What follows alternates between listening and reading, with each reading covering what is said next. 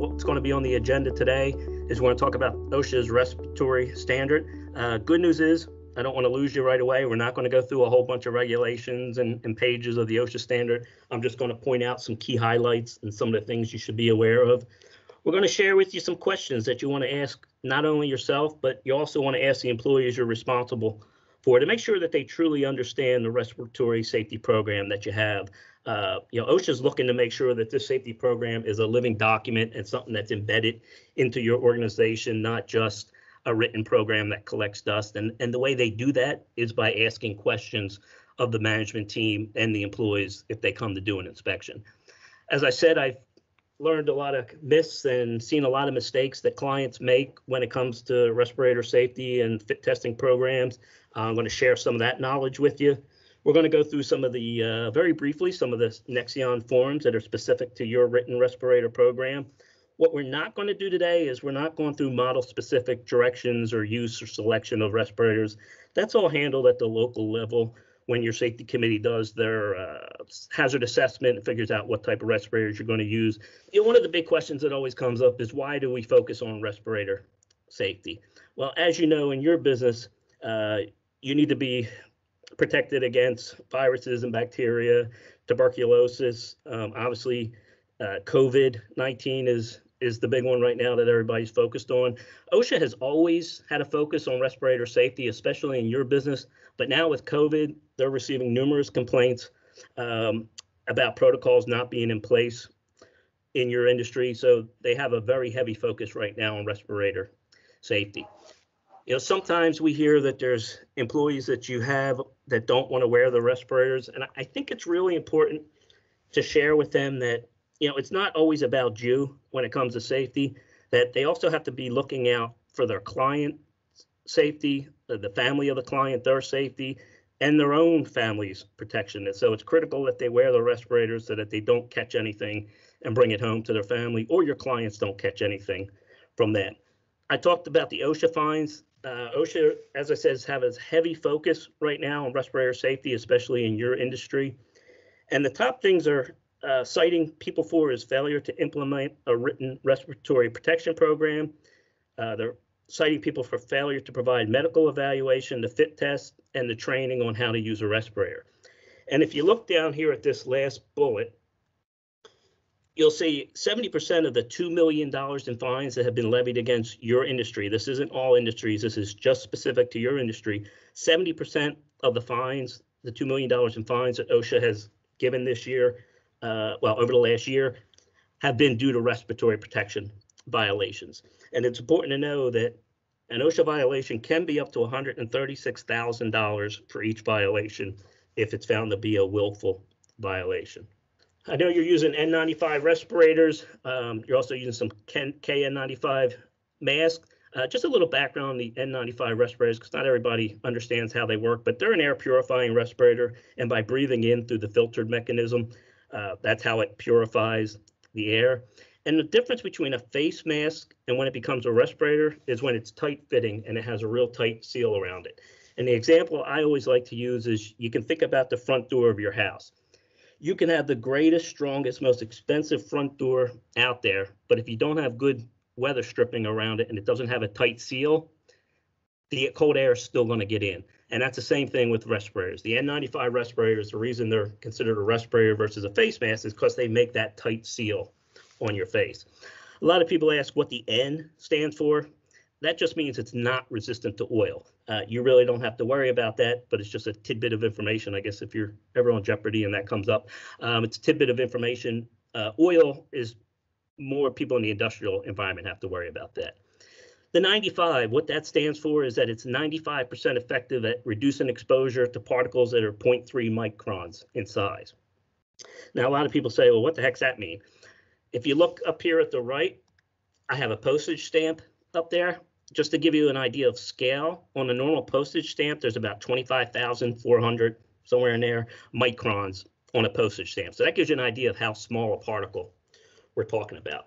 And a lot of people think that the 95% at 0.3 microns means that's all it captures, and that's not true. It captures particles smaller and larger than that. It's just that 0.3 microns are the hardest ones to capture, so that's why they use that as the test. And of course, the respirator is used to protect you from airborne infectious agents. There's multiple configurations and manufacturers out there. This here, some people think that's a KN95, but that's actually a 3M. I'm sorry, that's actually a Kimberly-Clark product, and that's actually an N95. And the way you can tell is if you look on this N95 here, you'll see the labeling says N95, and it also has the manufacturer. You're starting to see a lot of these respirators out there with the valve. They're not okay for healthcare use. They're actually, a lot of municipalities and states are saying not to use the ones with the valve because as you're exhaling the contaminated air into the environment. So if that's all you have, there is you can see you just tape it up and you just have to tape that valve closed. Difference with N95s, as I stated, it captures the particles by using a filtered mesh, but what a lot of people also don't understand is there's also an electrostatic charge in those face masks, and that's how it captures some of the smaller particles. So that's why it's really important to be on the lookout for counterfeit respirators. And your team at Nexion has been doing a great job of keeping up with the FDA and the CDC list of what brands are okay to be used and which ones are being counterfeited. And we just actually sent another article out recently on that. So your team's doing a great job on that. But that's how N95s work versus a cartridge respirator. One thing that's important that a lot of people get wrong is surgical masks are not a respirator. Again, it's that fit test. That tight fit that makes the difference between a face mask and a respirator. And some N95 masks, like this Kimberly-Clark, they call it a duckbill N95 mask. That one actually is also a surgical mask. It's fluid resistant. So you could have respirators that are surgical masks, but surgical masks are not respirators. I told you I'd talk about OSHA's respiratory standard. You'll see 12 bullets in here. OSHA does allow you to use respirators only when effective engineering controls are not feasible. So if you have a business and you can engineer out the exposure, that's the ideal situation. If you can isolate people, if you can put better ventilation, have engineering controls where you don't have to interact with people, that's what's preferred over using a respirator. Now, the reality is in your business, when you're doing direct care, that's not feasible. So the OSHA regulation, even though they prefer engineering controls, they do allow the use of respirators because it's not feasible to do it any other way. You are required to have a written respirator program. The purpose of that program is to ensure that all your employees are protected from transmission of airborne infectious agents. A lot of mistakes I see, people don't realize that there's 4 appendices that go with the written respirator program. Nexion has a great written respirator program that includes the appendix that's available on the shared drives where you get all your other safety information. But just very briefly to give you the knowledge, Appendix A is the fit test protocol that you have to follow. Appendix B is care and maintenance protocols. Appendix C is the medical evaluation forms you have to fill out. And Appendix D is for use if you have people that are voluntarily using respirators. So let's say you have somebody that's landscaping, they're not in a care environment, they're not dealing with patients, residents, but they want to wear a respirator. That's okay, they can voluntarily wear a respirator, but they have to be given Appendix D and that information shared with them. Some of the questions to think to yourself and also to ask your employees is who can answer questions on respirator safety. Each of the locations have a safety committee that can answer the questions. If they don't know, they can go to their director of nursing. They can come to Wanda and Lynn and myself to give whatever information you need from a respiratory safety standpoint. So any questions, we're more than happy to help you with. You all should be familiar with what tasks and what people in your departments are required to wear an N95 respirator. So when you're out on the floor, you can be looking to make sure that they're actually wearing the respirator. And just as important is to make sure that they're correctly wearing the respirator. When it comes to the N95 respirators that you're going to select, some of the things you need to look at are what's available. Back a few months ago, it was extremely hard to get N95 respirators, and that's where the KN95s came into place. But what you have to be careful with on the KN95 versus the N95 is the KN95s that just have the ear loops. That's just considered a face mask like any other face mask. The KN95s that have the tight fitting seal and the full headbands, that's considered equivalent protection to the N95. Now, FDA and CDC have done a great job of figuring out what brands coming from foreign countries can be used, but the gold standard is to still use NIOSH-approved N95 respirators if you're in a COVID hot zone or dealing with a patient that or a resident that either has or may be suspected of having COVID-19. The KN95s are more for use in the cold areas where you're just using it as a general source protection. If the full headband KN95 is the only thing available, that's better than the KN95 with the ear loops. But again, the gold standard is the NIOSH-approved N95s. You're also going to want to look at expiration dates. A lot of people say, well, I found a supplier, so I'm going to go ahead and buy 10 years worth of respirators. Respirators are only good shelf life for about 5 years. What happens then is the elastic bands start to break down and they'll snap, or they won't be able to stretch and give you the tight fit.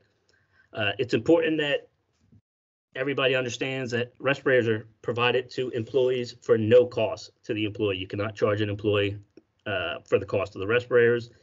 We already talked about the exhalation valves. It's important to make sure that they're latex free. You're all familiar with latex allergies. Usually it was the headbands that had latex in them. I'm not seeing those more often, but again, if you're sourcing them from out of the country, you want to make sure it states that it's latex free. You want to make sure the respirators you're using have the nose clips on them so you can get a real tight seal, and I'm going to show you an example of that a little later. And if you find a brand that is really successful and comfortable for the employees, then obviously want to continue to use that. I'm a fan of 3M's and Kimberly-Clark's, but there's a lot of different manufacturers out there that people like.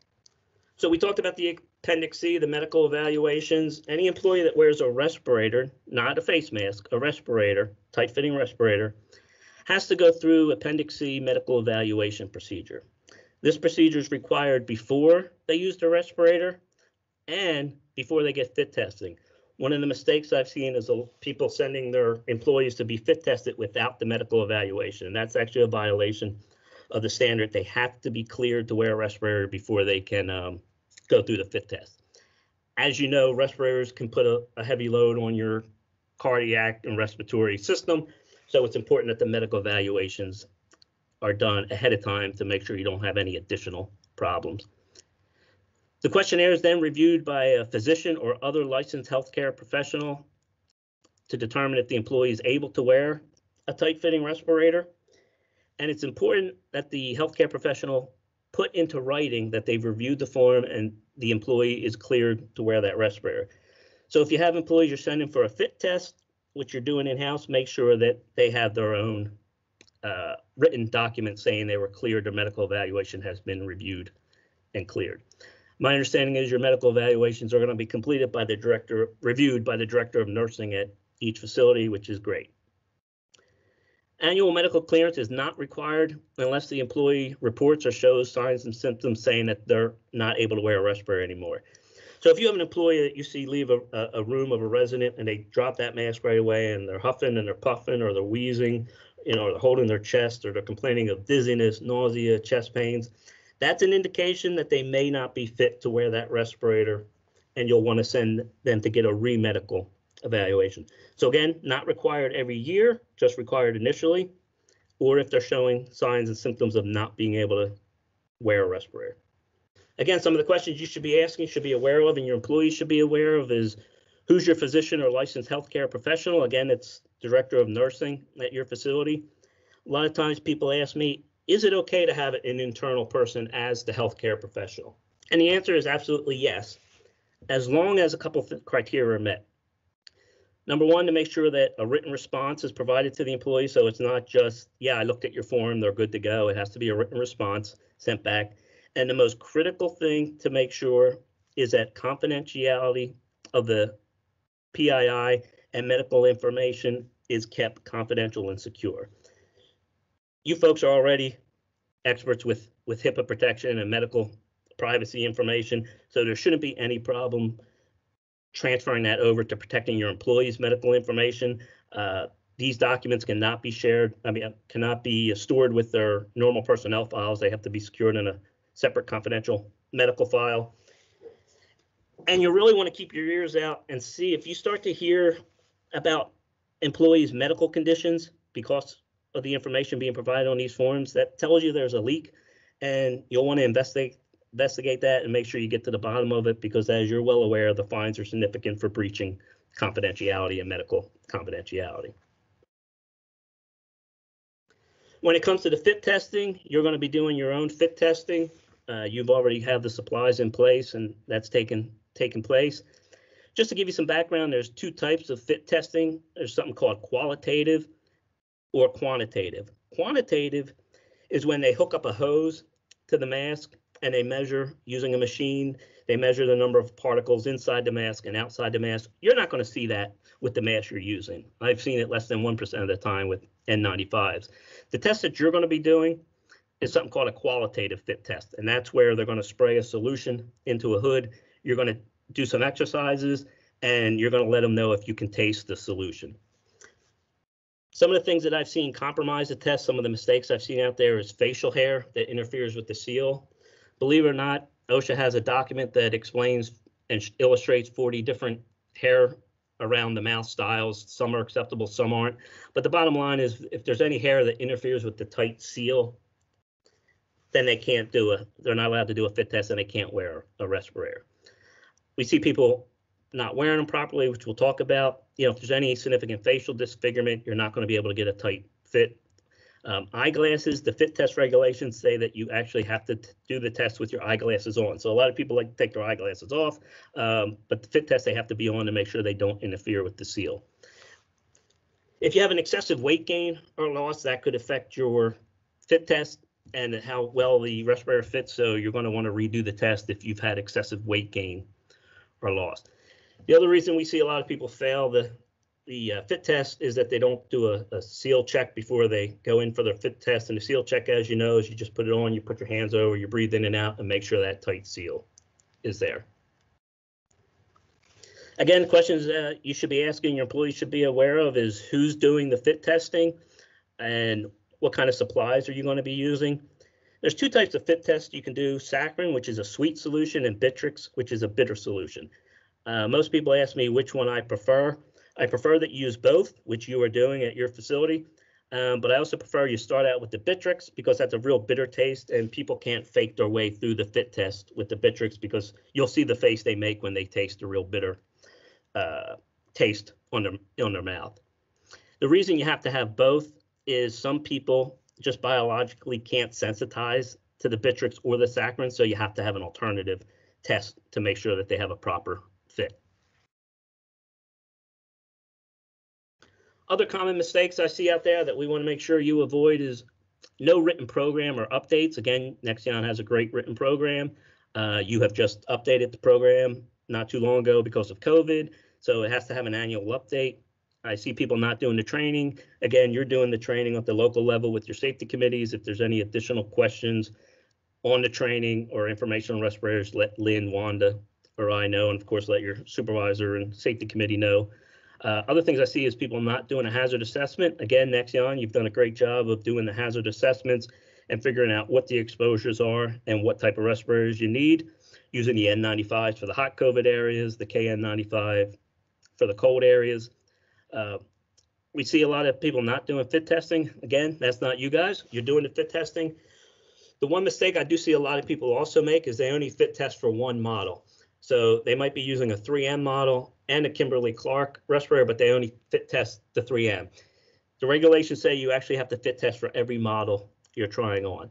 So the KN95s with the ear loops, you can't do a fit test on that. All you can do is a seal check. But the KN95s with the full headbands, they can be fit tested. So if you're using 2 different models or 3 different models, you have to have a fit test for each model. Some things you should be aware of, even though you might say, well, I'm not the one doing the fit testing, but you will be fit tested, or you may watch fit testing being done. And some of the things to look out for from a mistake standpoint is the fit testing process is too short. Sometimes they'll just spray the solution in and have you talk or have you jump up and down for 30 seconds and they'll say you're good. That's actually not how the fit testing works. The protocols in Appendix A take you through 7 different exercises that are 1 minute long that you have to do, including bending up and down, running in place, speaking, etc., so that it tries to replicate real life scenarios, how your face would be moving in real life. So it tries to see if that seal is being broken by doing those different exercises. So if somebody gets done a fit test in a minute or two, it was not a proper fit test and it would be a violation of the standard. The other big thing we see is employees being allowed to eat, chew gum, smoke, or drink, with the exception of water, 15 minutes before their fit test. And what that does is it desensitizes the tongue, so they might think they have a better fit than they actually do because they won't be able to taste the solution. The other thing we see a lot of times is the nose piece being not properly sealed. But what happens, I'm not sure if you can see it on the little screen, but they bend it with one hand and they cause a little TP effect up in there. And that little TP effect lets contaminants get in there. So the proper way to do it is that you use both hands to seal that nose piece so that it doesn't have the little TP. Improper wearing, we see a lot of people that just wear it on their chin or don't cover their nose, or they use the full headpiece and they put the headbands on their ears. That's not the way it's supposed to be worn when it's an N95. The other thing we see a lot of times is that people aren't educated on the limitations of an N95 or a KN95 respirator. These are only to protect you from airborne infectious particles. They are not intended to protect you from fumes, vapor, gases, or immediately dangerous to life and health environments like oxygen deficiency, carbon monoxide overexposure. The N95s, KN95s will do absolutely nothing to protect you from those. So a lot of times people leave the training and think they're protected, but we want to make sure that everybody understands that that's not the case.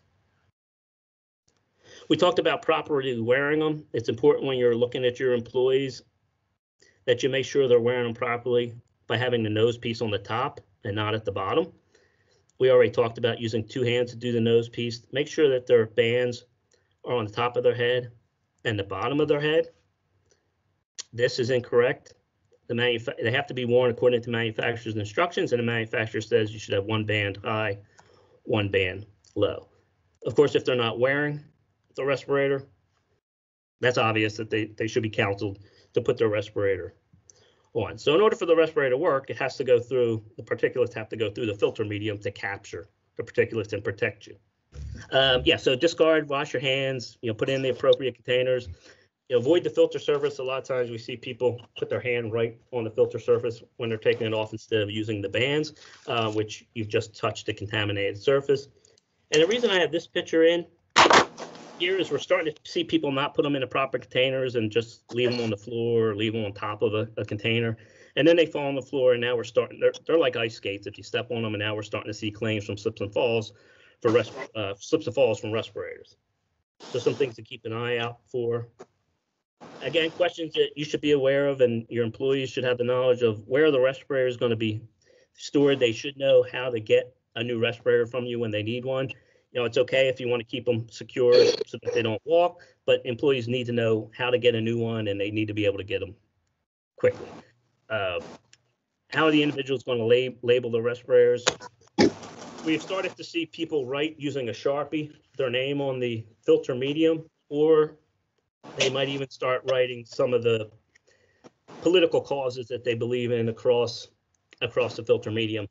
Just to let you know, that is actually a violation because you can't adjust the way the manufacturer has it developed, and using a Sharpie to write across it not only affects the filter medium, but it also can affect the electrical static charge that's in there. So if they want to put their name on it, we recommend they just put it on their headbands. They should be aware of who's doing the respiratory training. And speaking of the training, they have to be trained on what the respiratory hazards are to which they're exposed.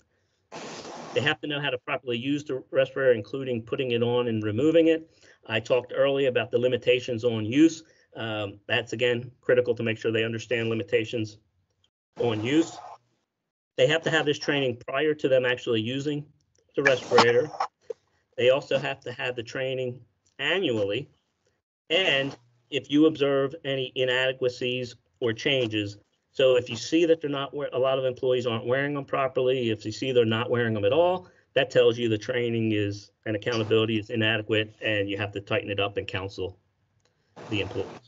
I'm going to show you some of the Nexion forms that are in your written respiratory program so you're familiar with them.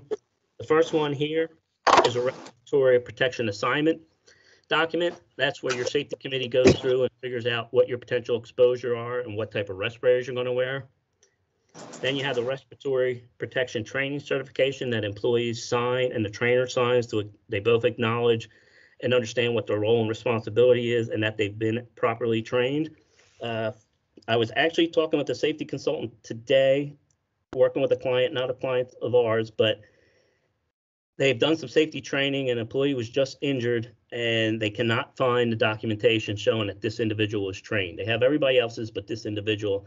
And because they're missing that one document, they're potentially looking at about $100,000 fine because they can't find those documents. So it's critically important that you get these documents signed and keep them on file, because in OSHA's eyes, if it's not documented, it never happened.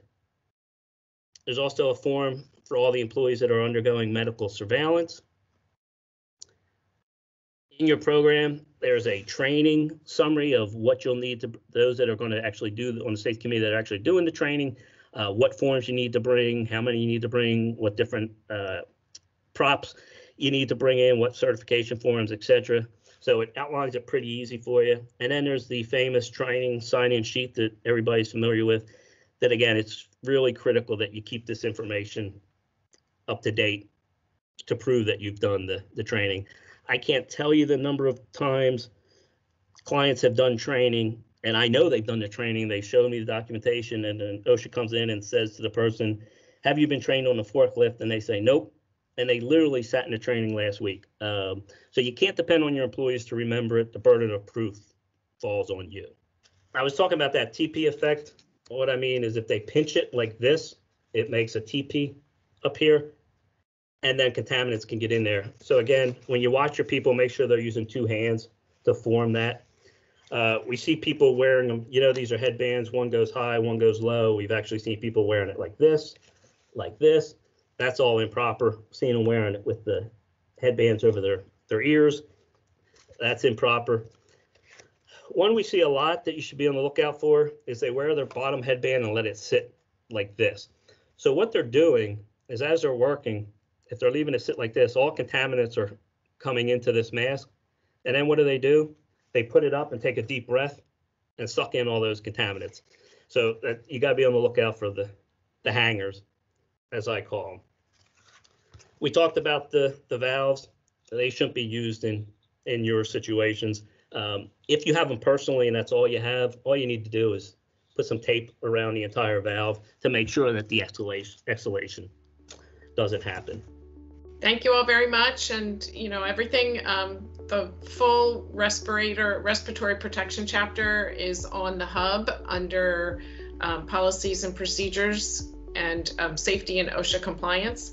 But of course, if you have any questions as you go through it, or your safety committee needs any assistance, please reach out to Wanda and I, and we are certainly happy to assist.